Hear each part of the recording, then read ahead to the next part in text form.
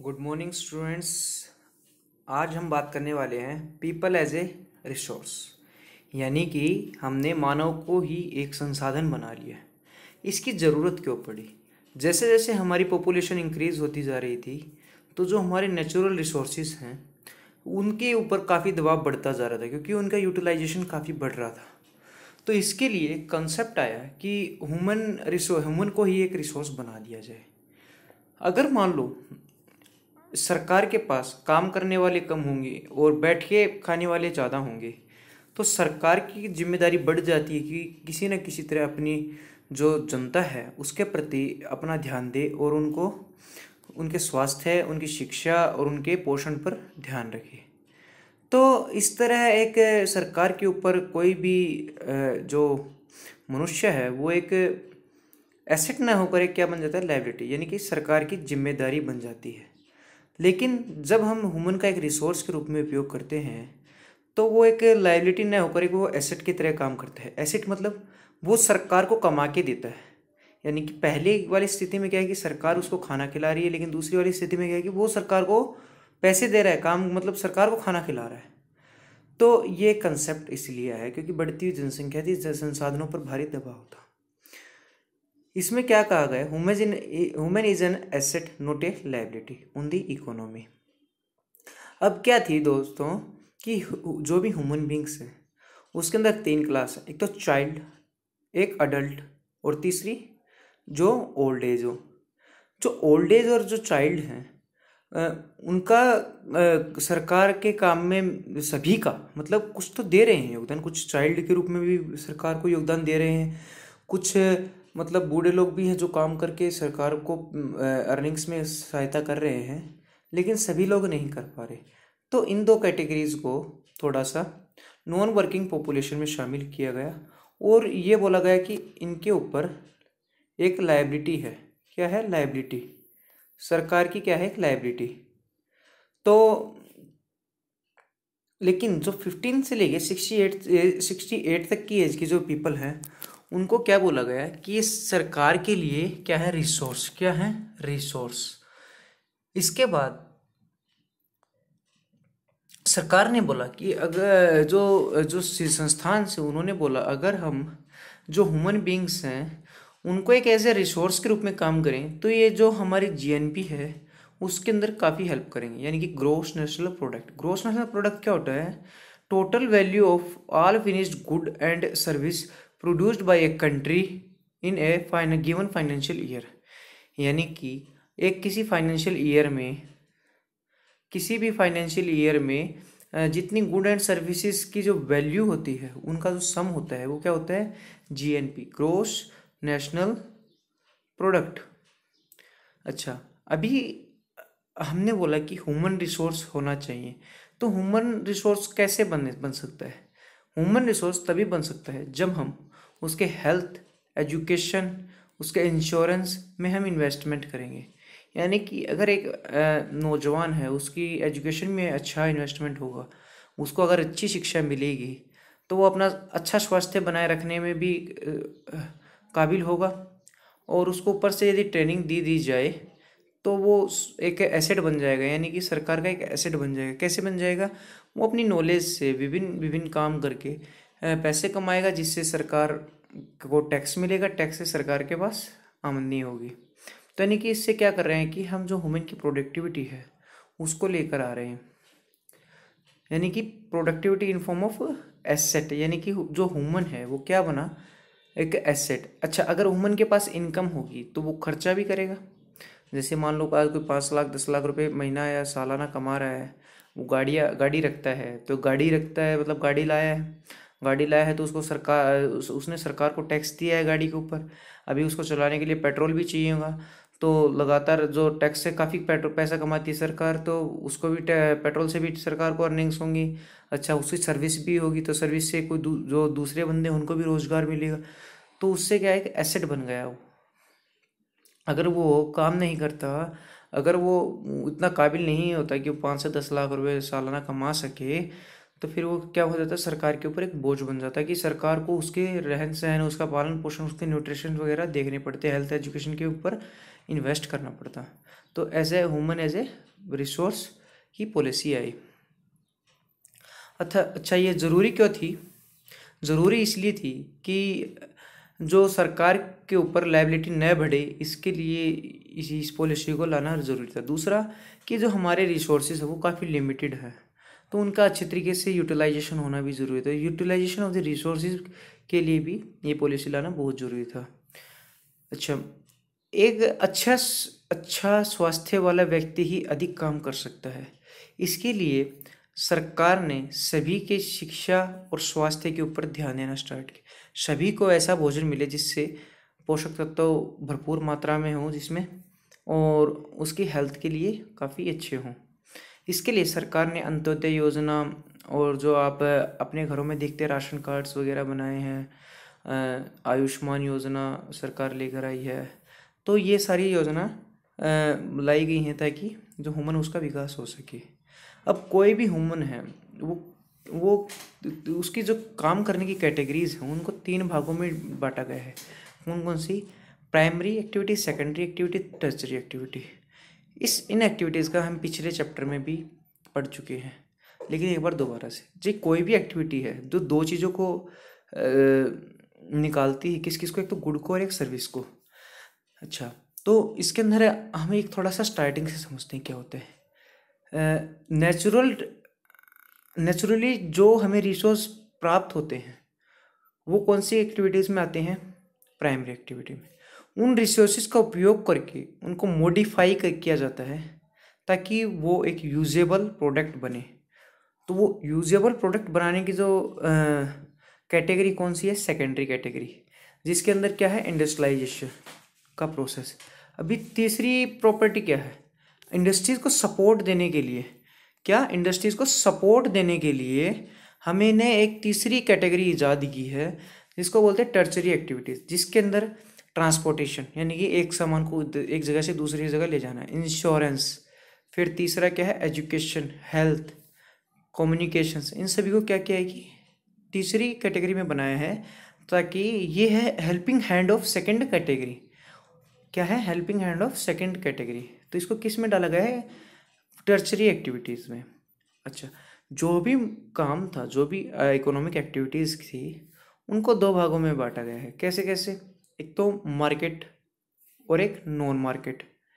Market में कौन सी चीज़ें आती हैं? जहां हम प्रॉफिट और पे की बात करते हैं, यानी कि यदि आप सर्विस दे रहे हो तो आपको क्या है? बदले में पैसे मिलेंगे, यानी कि आप प्रॉफिट में ले रहे हो। या फिर आप सर्विस ले रहे हो किसी से तो आपको उसके लिए देना पड़ेगा। यानी कि आप जैसे जोमेटो पे सामान मंगवा, जैसे जोमेटो पे पिज़्ज़ा मंगवाया आपने, तो आपने पिज़्ज़ा मंगवाया तो इसके लिए आपको पे करना पड़ेगा क्योंकि उसने बनाया भी है, डिलीवर भी किया है। लेकिन अगर मान लो आप एक कोई सॉफ्टवेयर इंजीनियर हो, आप किसी कंपनी में सॉफ्टवेयर सिस्टम इंजीनियर हो, तो आप अपनी सेवाएं उनको दे रहे हैं, तो उसके लिए कंपनी को आपको पे करना होगा। आज काफ़ी नोटिफिकेशंस आ गए हैं वीडियो के दौरान, सॉरी फॉर इनकन्वीनियंस। ओके, अब आता है कि जो हमारी जो पॉपुलेशन है वो 2 भागों में डिवाइडेड है। किस किस में? महिला और पुरुष। एक तीसरा भाग भी है ट्रांसजेंडर्स का, तो उनकी पॉपुलेशन बिल्कुल 0.5% से भी कम है, तो उसको इतना फोकस नहीं किया गया है। लेकिन जो इस लेवल पर हम अभी जो मैक्सिमम है जेंडर, वो दो ही कैटेगरी में है। कौन कौन सी कैटेगरी में? महिला या पुरुष, यानी कि मैन और वुमेन।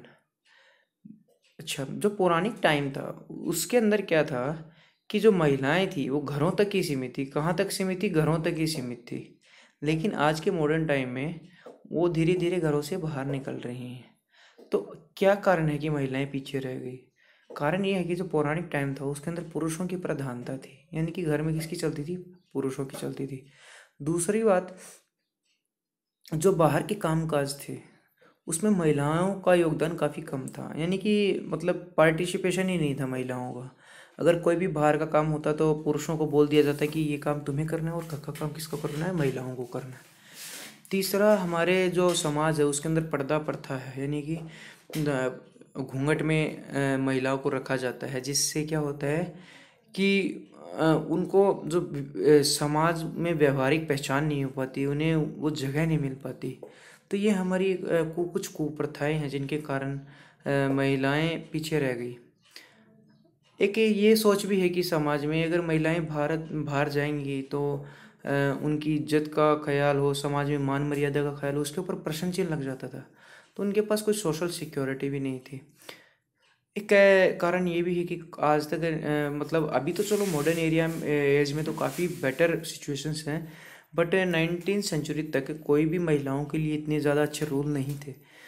मतलब उनको तो कई देशों में तो एज ए सिटीजन, जैसे फ्रांस जैसे देशों में सिटीजन ही नहीं माना जाता था। मतलब अमेरिका, फ्रांस में तो 19th सेंचुरी तक उनको सिटीजन ही नहीं माना जाता था। मतलब वो उन्हें द्वितीय दर्जा मिला हुआ था, मतलब सेकंड नंबर पे थे वो लोग। तो ये भी एक बड़ी समस्या थी।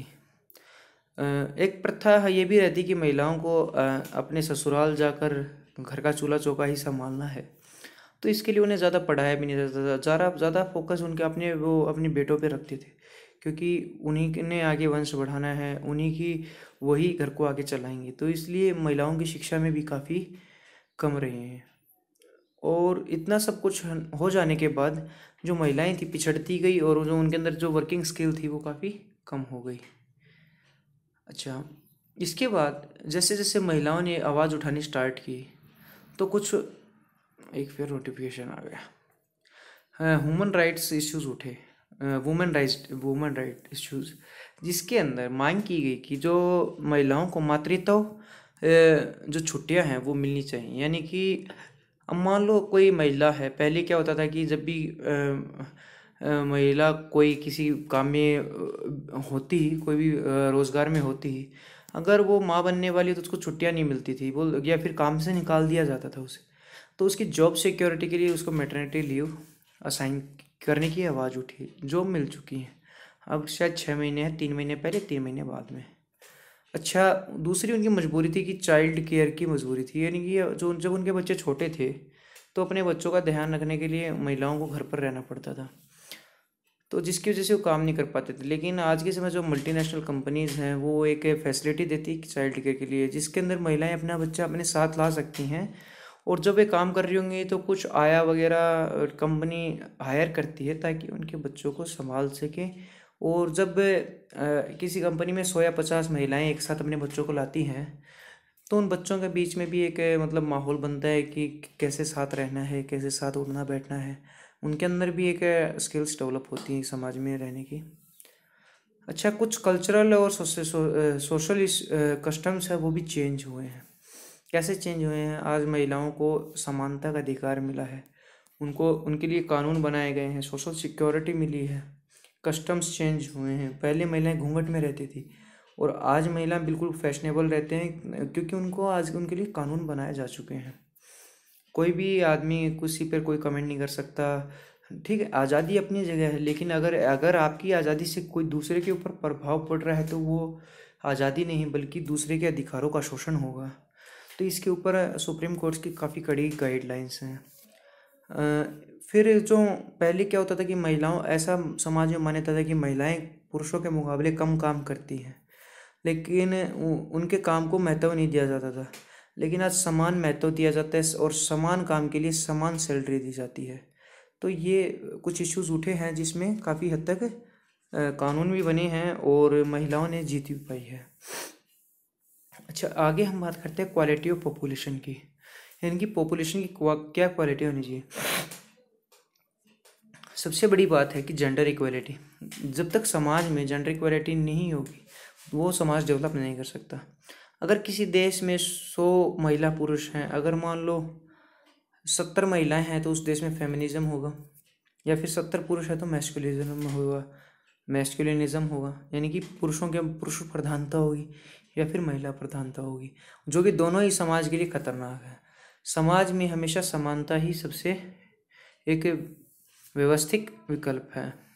इसके लिए जैसे भारत जैसे देशों में जहाँ पुरुष प्रधानता है तो वहाँ पर महिलाओं की जनसंख्या बढ़ाने के लिए सरकार काफ़ी योजनाएं चला रही है। जैसे बेटी बचाओ बेटी पढ़ाओ, सुकन्या योजना हरियाणा सरकार द्वारा लाडली योजना चलाई जा रही है। दूसरी बात है कि हमें अपनी क्वालिटी पॉपुलेशन के लिए, यानी कि क्वालिटी पॉपुलेशन के अंदर स्किल लाने के लिए जो हमारा कल्चर है उसको भी थोड़ा डेवलप करना होगा। हमारा जो ट्रेडिशनल माइंड सेटअप है उसको भी थोड़ा लिबरल बनाना पड़ेगा। तो उसके लिए भी सरकार द्वारा काफ़ी स्कीम चलाई जा रही हैं, जिससे जब हमारा देश आज़ाद हुआ था 1947 में, जब यहाँ की लिटरेसी रेट कितनी थी, सिर्फ 12% थी, और आज कहाँ तक आ गई है, 74%। और ये आज जो आंकड़े हैं वो 2006 के आंकड़े हैं। इसके बाद जो नए ताज़ा आंकड़े आए हैं उसको आप मेरे को कमेंट सेक्शन में बताएंगे। ये आपका पहला क्वेश्चन है आज का, क्योंकि अब से मैं डेली होमवर्क भी दिया करूँगा। अच्छा, दूसरी बात कि कानून बनाए गए हैं, महिलाओं के लिए भी कानून बनाए हैं, पुरुषों के लिए भी कानून बनाए गए हैं। जैसे कोई भी कंपनी किसी को भी किसी पुरुष को कभी भी नहीं निकाल सकती, यानी कि किसी एम्प्लॉय को निकालना है कंपनी को तो उसको 3 महीने का नोटिस देना पड़ेगा, जबकि खुद एम्प्लॉय निकलना चाहता है कंपनी से तो उसके लिए सिर्फ 1 महीने का नोटिस होता है। तो कुछ अच्छा इंश्योरेंस की पॉलिसी भी दी गई, हेल्थ केयर की भी फैसिलिटी दी गई है, तो इसलिए कानूनों में भी कुछ बदलाव आए हैं। हमारी जनसंख्या अच्छा परफॉर्म करे इसके लिए सरकार ने काफ़ी कानून बनाए हैं। एजुकेशन सभी के लिए राइट टू एजुकेशन बनाया है, जिसके अंदर सर्व शिक्षा अभियान, यानी कि सभी को शिक्षा मिले। मिड डे मील योजना बनाई गई है कि दोपहर का खाना सरकारी स्कूलों में जो बच्चे पढ़ते हैं 8वीं तक के, उनको स्कूल में ही दिया जाएगा, ताकि उनका पालन पोषण भी हो सके, जैसे वो न्यूट्रिएंट्स से जो संलिप्त भोजन कर सकें। दूसरी बात, भोजन के सारे वो स्कूल में भी आना सीख जाएं। तो इसके लिए मिड डे मील योजना लाई गई है। स्कूल लौटो शिविर, अभी ये स्कूल लौटो शिविर का क्या मतलब है कि पहले क्या होता था कि जब 1962 के युद्ध, 1965 1971 के युद्ध के बाद जो भारतीय जनता थी उसका मनोबल टूट गया था, और उन्होंने सोचा कि हमें खेती पर ही रहना, निर्भर रहना पड़ेगा। तो इसके लिए वो अपने बच्चों को ज़्यादा पढ़ाते नहीं थे, तो कर्फ्यू वगैरह देखकर, लेकिन सरकार ने एक योजना चलाई कि स्कूल लौटो शिविर, यानी ताकि जो खेत में काम कर रहे बच्चे हैं अपने स्कूल को वापस लौट सकें। एक ये भी कारण होता है कि भारत में जब एग्रीकल्चर, जब कटाई वगैरह का सीज़न आता है, तब माँ बाप अपने बच्चों को संलिप्त कर लेते हैं, उनसे भी थोड़ा काम करवा लेते हैं, जिसके लिए उनकी जो काफ़ी पढ़ाई छूट जाती है। आजकल तो ये मशीनें जैसे थ्रेशर, हार्वेस्टर वगैरह आ गए हैं, तो 1-2 दिन में काम हो जाता है, लेकिन पहले जो कटाई थी वो महीनों महीनों तक चलती थी, तो जिससे काफ़ी ख़त्म हो जाता था। तो सरकार उनको इंसेंटिव देती थी, जैसे 200 रुपये महीना, 300 रुपये महीना, 1500 रुपये महीना तक बच्चों को मिला है। तो इससे स्कूल लौटो शिविर की शुरुआत हुई। इसके बाद नवोदय विद्यालयों की स्थापना हुई। नवोदय विद्यालयों की स्थापना इसलिए हुई वहाँ पे ताकि रिसर्च एंड डेवलपमेंट हो सके। तो इसके लिए इसलिए इसको क्या बोला गया, प्रगति निर्धारक। क्या बोला गया, प्रगति निर्धारक। अच्छा, ट्रेनिंग सेंटर्स खोले गए, जैसे ITI आप देख रहे हैं। इसके बाद सेतु पाठ्यक्रम, जो सेतु पाठ्यक्रम चला सरकार का, जिसमें ये बोला गया कि जो पूरे देश में है जो सिलेबस है सभी बोर्ड्स का, जैसे हरियाणा बोर्ड का, CBSE बोर्ड का, दिल्ली बोर्ड का, UP बोर्ड का, बिहार बोर्ड का, तमिलनाडु बोर्ड का, केरल बोर्ड का, सभी का एक होना चाहिए। लगभग 90% ये जो कार्यक्रम सफल रहा है, लेकिन कुछ स्टेट्स अभी भी थोड़ा सा CBSE से अलग सिलेबस रखते हैं, तो वहाँ पर भी ये जारी है। इसके बाद स्वयं कार्यक्रम चल रहा है जो डिजिटल पढ़ा रहा है आपको, लेकिन उसकी क्वालिटी काफ़ी बेटर है, बट वो उसकी थोड़ा सा स्ट्रीमिंग में दिक्कत आती है, वो एक अलग इश्यू है। इसके बाद प्राथमिक शिक्षा अभियान, यानी कि सरकार ने राइट टू एजुकेशन दिया है, जिसके अंदर जो 6 वर्ष से लेकर 10 वर्ष के बच्चे तक निःशुल्क शिक्षा दी जाती है, और सभी को ये शिक्षा प्राप्त करनी अनिवार्य है। तो राइट टू एजुकेशन और एजुकेशन इज़ नेसेसरी, दोनों प्रोग्राम इकट्ठे चल रहे हैं इसके तहत। अच्छा, एक और भी प्रोग्राम चल रहा है जैसे 3 लैंग्वेज सिस्टम। इसके अंदर क्या होता है कि हिंदी इंग्लिश 2 कंपलसरी लैंग्वेज होती है, तीसरी रीजनल लैंग्वेज होती है, यानी कि इन तीनों को सीखना अनिवार्य है। हिंदी इंग्लिश को इसलिए कॉमन बनाया गया था कि देश में एक प्लेटफॉर्म, कॉमन लैंग्वेज का प्लेटफॉर्म बन सके, क्योंकि जो राज्यों का विभाजन है वो लिंग्विस्टिक आधार पर, यानी कि जो भाषा के आधार पर है, तो आगे ऐसा कोई परिवर्तन न आए, इसकी स्थिति से बचने के लिए सरकार ने 3 लैंग्वेज फार्मूला लाया। अच्छा, अगर हमारे पास क्वालिटी एजुकेशन होगी, क्वालिटी हेल्थ होगी, क्वालिटी ट्रेनिंग होगी, तो क्वालिटी पॉपुलेशन होगी, तो हमारी इकोनॉमी भी ग्रो करेगी, जीडीपी भी ग्रो करेगी। जीडीपी क्या होती है? Gross domestic product. यानी कि ग्रोस डोमेस्टिक प्रोडक्ट का मतलब होता है जितना पूरे देश ने मिलके कमाया और उसे घटा दो कितना खर्च किया, जो आया वो जो बढ़ोतरी हुई वो क्या हुई? जीडीपी। अच्छा, इसके बाद जो ग्रोथ रेट है उसमें भी डेवलपमेंट होगा। नेशनल इनकम हो उसमें भी ग्रोथ होगी। इसके बाद मैंने कुछ इम्पोर्टेंट डाटाज यूज़ किए जो 2006 के हैं, कि जैसे चाइल्ड मोर्टेलिटी रेट, यानी कि प्रति 1000 बच्चों में 34 बच्चे ऐसे थे जो जिंदा नहीं रह पाते थे। लेकिन शायद आज का डाटा 27 के आसपास है, तो काफ़ी सुधार हुआ है इसमें। बर्थ रेट, यानी कि बर्थ रेट का मतलब है कि हजारों महिला पुरुषों में हर वर्ष 20.4 यानी कि 21 बच्चे पैदा होते हैं।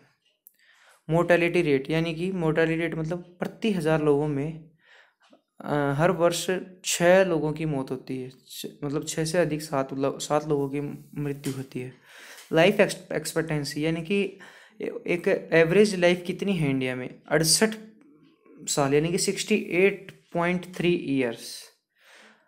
लिटरेसी रेट कितनी है? 674। ये जो आंकड़े हैं सभी ये 2006 के हिसाब से हैं। आप मुझे कमेंट सेक्शन में बताएं कि इनके ताज़ा अपडेट्स क्या हैं। अच्छा, जो स्वास्थ्य, शिक्षा और पोषण में जिन राज्यों ने अग्रणी स्थान प्राप्त किया है वो है कर्नाटका, महाराष्ट्र, तमिलनाडु और केरला। लेकिन कुछ राज्य बिल्कुल पिछड़ गए हैं, जैसे बिहार, उत्तर प्रदेश, झारखंड। कारण ये है कि यहाँ पे गरीबी ज़्यादा है, पॉपुलेशन भी ज़्यादा है, तो यहाँ पे योजनाएं कार्यान्वित करते समय काफ़ी दिक्कतों का सामना पड़ता है, क्योंकि एक तो यहाँ पे जो जनसंचार नेटवर्क है वहाँ पे अफवाह जल्दी फैलती है। तो सरकार कुछ नीतियाँ लाती हैं जिनमें उलट पुलट लोगों को बता दिया जाता है, लोग उसके प्रति भय पैदा हो जाता है। अच्छा, दूसरी बात ये है कि मतलब वहाँ पे कंट्रोल करना भी काफ़ी मुश्किल है, क्योंकि ओवर पॉपुलेटेड चीज़ें हैं वहाँ पे, गुंडागर्दी भी ज़्यादा है, इसलिए लोग वहाँ पे मतलब काम करने से बचते हैं, इसलिए संसाधन नहीं है वहाँ पे मतलब भेज सकें। इसलिए यहाँ पे थोड़ा सा हम पिछड़ गए हैं इन राज्यों में। बिहार, उत्तर प्रदेश, झारखंड, जो कुछ पश्चिम बंगाल का इलाका है, तो इसमें थोड़ा सा पिछड़ गए। इसके बाद हम देखते हैं कि यदि अगर हमारे जो ह्यूमन बींग्स हैं उनके पास अगर काम होगा तो हम प्रगति को रहेंगे। लेकिन आज एक देश की ऐसी दुर्दशा हो चुकी है जिसमें हमें अनएम्प्लॉयमेंट जैसी समस्या का सामना करना पड़ता है। अनएम्प्लॉयमेंट की समस्या क्या है? जिसके अंदर हमारे पास काम करने के लिए लोग तो हैं, यानी कि वो काबिल हैं, वो क्वालिफाइड हैं, वो एबल हैं काम करने के लिए, लेकिन उनके पास काम नहीं है। यानी काम करना चाहते हैं, काम करने लायक भी हैं, लेकिन उनके पास काम नहीं है। तो ये एम्प्लॉयमेंट की समस्या आज सबसे बड़ी हो चुकी है। अभी ये एक आंकड़ा आया था कोरोना काल में कि 100 में से 36 लोग ऐसे हैं जो अनएम्प्लॉयड हैं, यानी कि ये बहुत बड़ा नंबर है। लेकिन जो हमारे जो दिशा निर्देशक हैं उनके हिसाब से हमारी एम्प्लॉयमेंट 6% के आसपास होनी चाहिए थी, लेकिन ये अब कितनी पहुंच गई? 36, यानी कि 600 गुना बढ़ चुकी है कोरोना के कारण।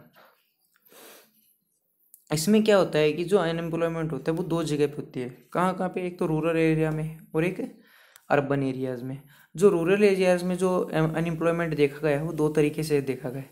एक तो सीजनल, मतलब जब कटाई, बुनाई, कढ़ाई का सीज़न आता है तब तो एम्प्लॉयमेंट, उन्हें काम मिल जाता है, रोज़गार मिल जाता है। बाकी समय में वो बेरोजगार रहते हैं। दूसरी जो गांव में अनएम्प्लॉयमेंट देखने को आई है वो है हिडन या शैडो अनएम्प्लॉयमेंट। इसका क्या मतलब है? अब मान लो 1 किला ज़मीन है, उसके अंदर एक रामू नाम का एक आदमी काम करता था।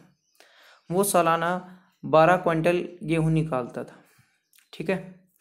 अब उसका बच्चा 20 साल का हो गया, अब वो भी पिता की हेल्प करता है, और उसके पिता की आयु कितनी है? 40 वर्ष। अभी बच्चा कितने का है? 20 वर्ष का।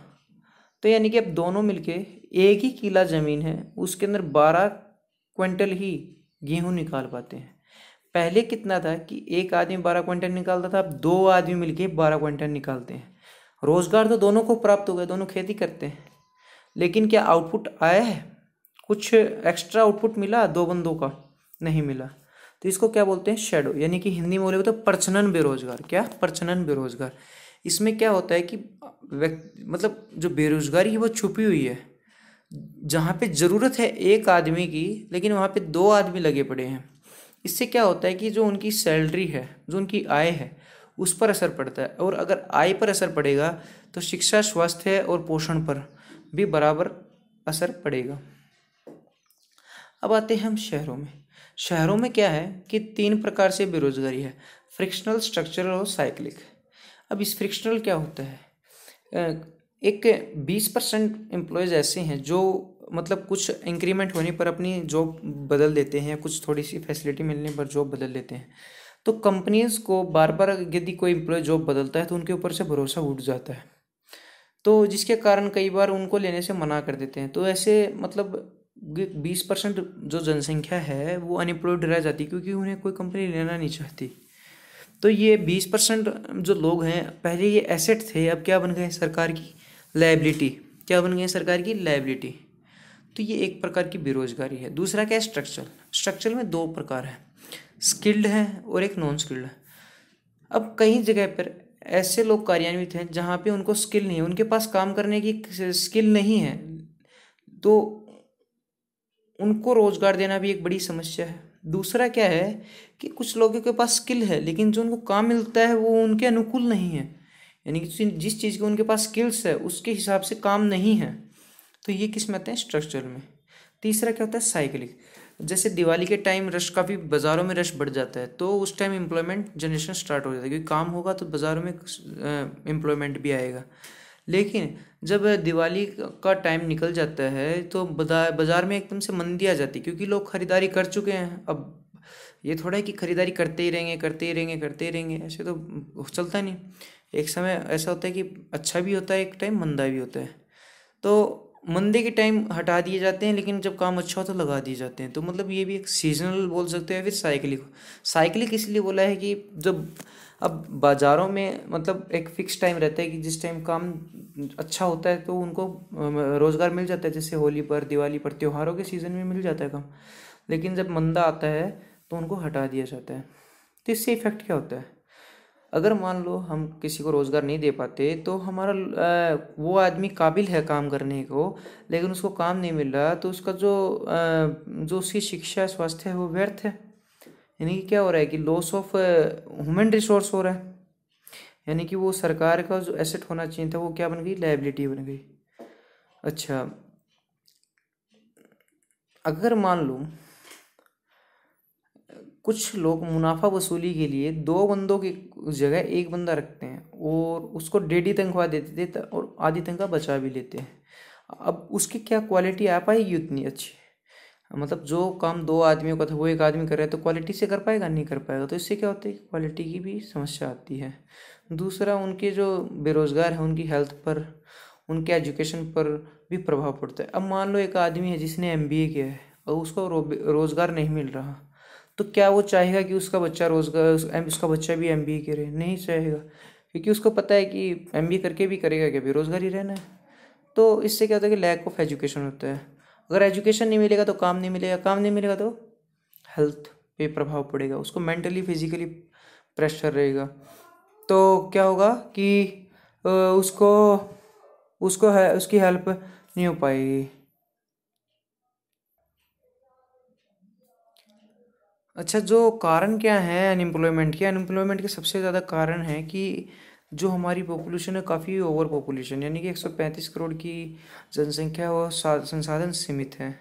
दूसरी, जो पहले काम जनसंख्या द्वारा किए जाते थे, अब वही काम मशीनों द्वारा किए जाते, जिससे क्या होता है कि एम्प्लॉयमेंट कम हो गई है। तो ये भी सबसे बड़ा कारण है। तीसरा ये कि आर्टिफिशियल इंटेलिजेंस का दौर आ रहा है, यानी कि जो काम होंगे वो अपने आप मशीनों द्वारा अपने आप किए जाएंगे। यानी कि जो मशीनों को ऑपरेट करने के लिए वर्कर्स लगा करते थे अब वो भी हटा दिए जाएंगे, तो इससे अनएम्प्लॉयमेंट बढ़ेगा। तीसरा, जैसे जैसे साइंस एंड टेक्नोलॉजी प्रगति कर रहा है, तो मतलब ऐसे कामों की प्रगति कर रहा है जो अपने आप हो सके, उसमें ह्यूमन रिसोर्सेज की ज़रूरत ही नहीं पड़े। तो ये एक भयावह स्थिति पैदा होने वाली है अनएम्प्लॉयमेंट में। लेकिन इससे कुछ रेमेडीज़ हैं। रेमेडीज़ क्या हैं कि स्किल प्रोग्राम्स चलाए जा सकते हैं, यानी कि जो टेक्नोलॉजी के ऊपर स्किल्स हैं वो सिखाई जा सकती हैं, ताकि उनको उस टेक्नोलॉजी पर काम करने के लिए काम आ सके, तो उनको हायरिंग भी हो जाएगी कंपनी के द्वारा। दूसरा कि जो हमारा एग्रीकल्चर सेक्टर है वो जॉब एब्जॉर्बिंग सेक्टर है, यानी कि उसमें काफ़ी संभावनाएं हैं कि उनके अंदर जॉब लगवाई जा सके। जैसे खेती के साथ साथ डेयरी का, फार्मिंग का, और जैसे मुर्गा फार्म खुलते हैं, शुगर फार्म का भी आजकल क्रेज़ चल पड़ा है, इनका फिशिंग का भी काफ़ी क्रेज़ है। तो इनका क्या है कि ये साथ साथ साइड बाय साइड बिजनेस जो एग्रीकल्चर के साथ जुड़े हैं वो हो सकते हैं। तो एक अपॉर्चुनिटी है।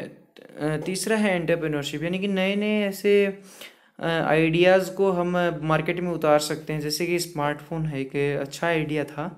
तो आज हर घर में स्मार्टफोन है, हर बच्चे के पास, हर पेरेंट्स के पास, यहाँ तक कि हर ओल्ड एज के पास स्मार्टफोन ऑपरेट करते हैं वो, जिससे उनकी ज़िंदगी को काफ़ी आसान बना दिया गया है। तो एंटरप्रेन्योरशिप से भी हम रोज़गार जनरेट कर सकते हैं। चौथा हमें कि आईटी जो सेक्टर है, अगर मान लो स्किल्ड वर्कर होंगे तो उनको अपॉर्चुनिटी दी जा सकती है कि वो आईटी या फिर रोबोटिक्स में काम कर सकें। लेकिन जो प्राइमरी सेक्टर है, सेकेंडरी सेक्टर है, उसके ऊपर निर्भरता बढ़ती जा रही है, क्योंकि जो हमारा टर्शरी सेक्टर है उसकी एक लिमिट है। आज 65% रोज़गार जो है वो हमारा टर्शरी सेक्टर दे रहा है, और 25% से ज़्यादा का रोज़गार किसके पास है? प्राइमरी सेक्टर के पास। और 10% जो रोज़गार है वो इंडस्ट्रीज़ के पास है। लेकिन हमें क्या है कि जो टर्शरी सेक्टर उसके ऊपर काफ़ी बोझ बढ़ रहा है, जिससे बोझ बढ़ने से क्या होगा कि लोगों की इनकम कम हो जाएगी। अब मान लो एक स्थान से दूसरी स्थान ले जाने के लिए पहले कोई 500 चार्ज करता था, लेकिन मार्केट में वही मतलब काफ़ी व्हीकल आ गए जो उसको ले जा सकते हैं। तो कोई 400 में भी ले जाएगा, कोई 300 में भी ले जाएगा, जो इससे क्या होगा कि उसका प्रॉफिट कम हो जाएगा। प्रॉफिट का मतलब इनकम कम। तो ये भी संभावना कि हमें टर्शरी जो सेक्टर उसके ऊपर लोड कम करना पड़ेगा। इंडस्ट्री के सेक्टर पर काफ़ी फोकस किया जा सकता है, क्योंकि इंडस्ट्रीज में और प्राइमरी सेक्टर में काफ़ी संभावना है। तो आज आपने देखा कि जो एम्प्लॉयमेंट है वो कितनी ज़रूरी है। ह्यूमन को एज ए रिसोर्स कैसे बनाया जा सकता है, उनकी शिक्षा, स्वास्थ्य, पोषण पर हम इन्वेस्ट करके एक अच्छे रिसोर्स को बना सकते हैं, जो कि एक समाज को दिशा और दशा देंगे। एक